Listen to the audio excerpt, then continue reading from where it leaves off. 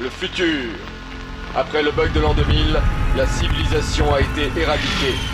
Toutes les connaissances ont été perdues. Objection! Dans les fichiers X61 et X62, nous avons parlé de la jeunesse de Star Trek. Du fait de sa longévité impressionnante et de sa popularité, Star Trek a engendré un certain nombre de gimmicks entrés dans la culture populaire.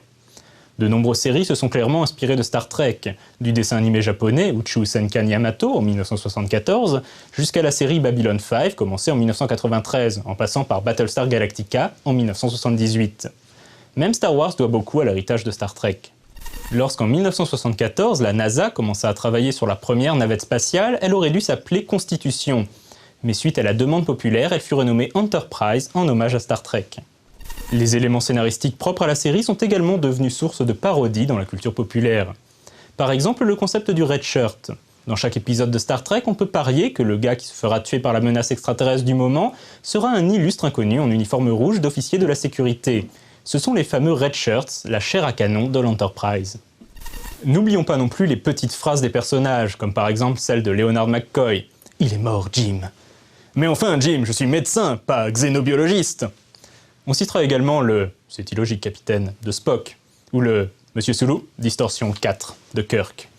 A noter que l'une de ces phrases, le fameux « Beam me up, Scotty », n'a en fait jamais été dit texto dans la série. Dans le même ordre d'idée, le fameux symbole vulcain, additionné de la phrase « Longue vie et prospérité ».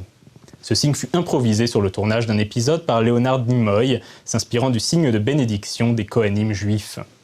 Il faut également mentionner des innovations qui se sont inspirées de gadgets aperçus dans Star Trek.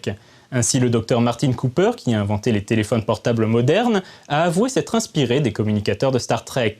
En particulier, les téléphones à rabat, les flip phones, ressemblent clairement aux fameux communicateurs. Enfin, plus étonnant, il semblerait que des chercheurs travaillent sérieusement à la réplication de la réaction matière-antimatière qui fournit l'énergie de l'Enterprise.